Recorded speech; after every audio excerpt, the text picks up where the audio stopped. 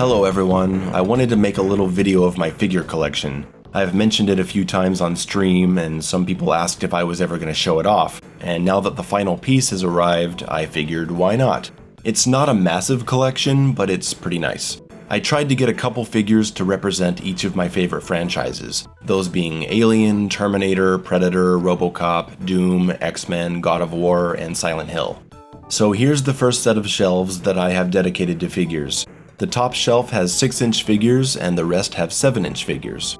Here's the top shelf. On the left, I have some neat Matrix figures from the lobby shootout scene. I've got these really cool Figma pieces for Pyramid Head and the nurse from Silent Hill 2.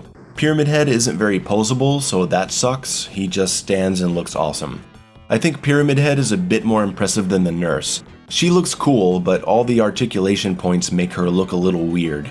I like her though. I love how you can see all the veins in her legs and you can pose her to be all crooked. Next to them I have Kitana and Quan Chi from Mortal Kombat X, a couple of my favorite characters. The second shelf has some really nice pieces. On the right I've got a Predator, more specifically from Predator 2, with the smart disc and the combi stick. I like the headpiece on this one, so I took his mask off. Taking up most of the space is the Big Mama herself, the Alien Queen. Just a gorgeous piece. Excellent material and color, high detail, good articulation. She's an attention grabber for sure. I'd like to find figures of Ripley and Hicks to go with her. I've also got a set of figures from the Robocop vs. Terminator Sega Genesis game, so they're actually painted in 16-bit color schemes. Such a cool idea, I couldn't say no to picking these guys up.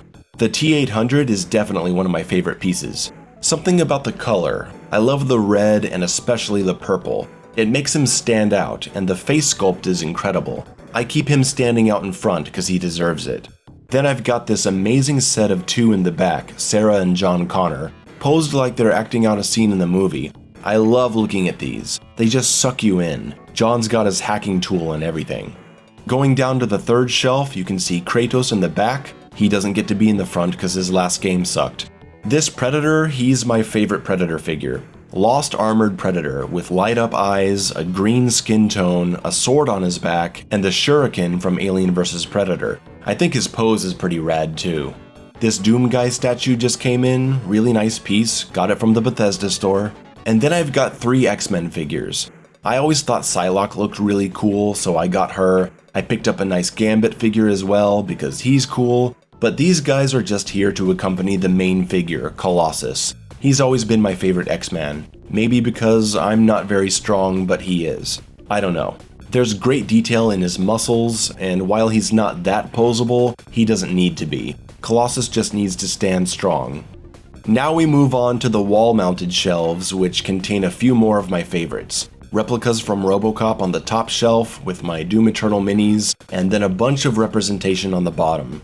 These pieces just fit better here. They don't mix well next to X-Men figures or the Sega Genesis ones. Here I went for a solid dark theme. The Alien is probably the most impressive figure on the bottom shelf. Great detail, and he comes with an egg with a face hugger. The T-1000 looks great, not much more to say. Gotta have the Marauder here, the demon that changed my life. I'm happy to have him. I have a classic jungle Predator, but the mask is actually the mask from the Predator 2 figure because I like it better than the one that came with this. I've got Arnold with the minigun from Terminator 2, and then the main pieces of my collection. I am so happy with these. The detail in Robocop is simply astonishing. I equipped him with the battle damage armor and faceplate because it just looks cooler. You can see all this impressive detail. You can even see his exposed eye through the cracked faceplate. Notice the cables behind the damaged chest plate too, and the textured stomach piece that's also flexible. I could stare at this guy endlessly. The only thing I don't like is the paint job. It's too silver. It's missing that purple tone that he has in the movie. If I could find someone to airbrush him, I would definitely do it. To his side, there's Ed 209, my favorite piece of the collection.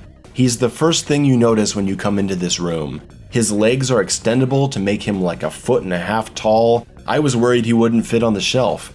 The detail in this guy is shocking. The top of his head is this weird material that feels like what he would actually have on him. I don't know how to explain it. It feels like it's sticky or something. I even have the batteries in him to make him talk. Sadly, it's not the voice from the movie, it's a cheap imitation. And some of the stickers on him are wrong too. But other than that, the accuracy in the actual figure is wonderful. So that's my collection. I'm not planning on buying any more because, as you can see, I have no more room. But if I find something cool by chance, I may pick it up. I'd love to get a classic Jill Valentine figure, but I can't find one anywhere. Thanks for watching this video. Remember, when I hit 100,000 subs, I'll be releasing a near 1-hour analysis of Robocop, if I can beat the YouTube copyright flagging, that is. So recommend the channel to a friend, cause I'm dying to release it. Later, everyone.